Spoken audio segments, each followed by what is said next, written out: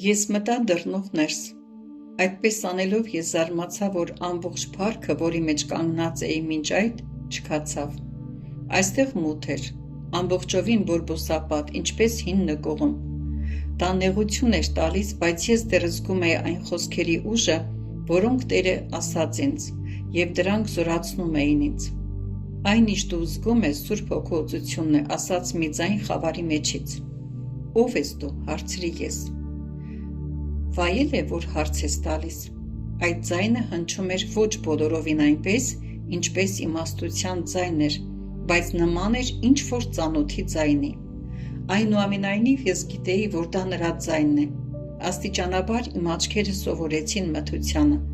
և ես զարմացա տեսնելով իմ հին բարեկամին, սպիտակ արծվին: Նա ապրում է քո մեջ: Այդ պատճառով դու կարող ես անցնել այն ամենով, ինչ որ այստեղ պետք է կրես, ինչպես որ իր ներկայության մեջ այդ արեցիր այնտեղ: Գիտեմ, որ դու հրապուրված ես նրա ներկայությամբ, և դա ճիշտ է, բայց այստեղ պիտի սովորես զանազանել նրան շատ ձևերի մեջ: Նախ դու պիտի զանազանես նրա ձայնը քո սեփական սրտում, իսկ հետո, թե ինչպես է նա խոսում ուրիշների միջոցով: Դա առաջ էլ ես իմացել և ապրել ես ժամանակ առ ժամանակ, բայց ոչ այնպես, ինչպես որ պիտի ճանաչես հիմա: Նա երբեք հեռու չի լինի քեզանից և միշտ հեշտ գտնվելի կլինի: Նա միշտ քեզ կտանի դեպի ճշմարտությունը: Միայն Սուրբ Հոգով է, որ կարող ես ճանաչել ինչ-որ բան կամ ինչ-որ մեկին այնպես, ինչ կամ ով նրանք հանդիսանում են իրականում: Եթե նրան չհետևենք շատ մոտիկից, ապա կկորչենք այն ժամանակում, որ վերահաս է: Գիտեմ, որ դա ճշմարիտ է, որովհետև իմաստությանն եմ լսում, որ քո միջոցով խոսում է: Ինձ ճանապարհ ցույց տալու համար ես դու այստեղ: Այստեղ հազիվ թե ինչ-որ բան տեսնեմ: Ժամանակ առ ժամանակ ես կգամ քեզ մոտ, որպեսզի քեզ ասեմ այն ուղենիշների մասին, որոնք կօգնեն քեզ իմանալու, որ դու դեռ ճիշտ ճանապարհի վրա ես, բայց քեզ պիտի տանի Սուրբ Հոգին: Ես նաև քեզ կօգնեմ հասկանալ, թե ինչպես է նա տանում զանազան տեղերում,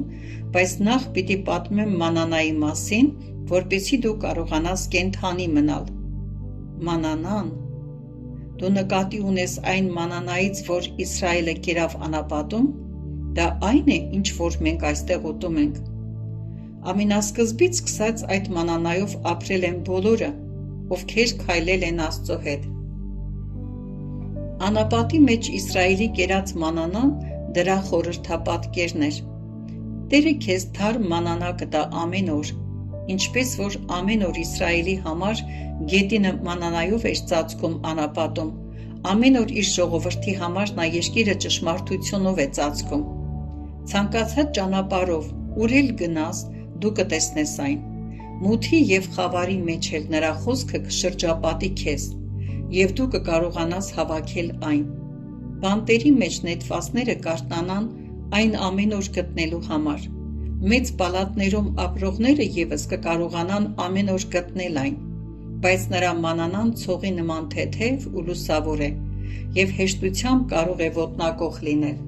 Դու պիտի լինես հեզ ու սրտով մաքուր, որպեսզի տեսնես այն: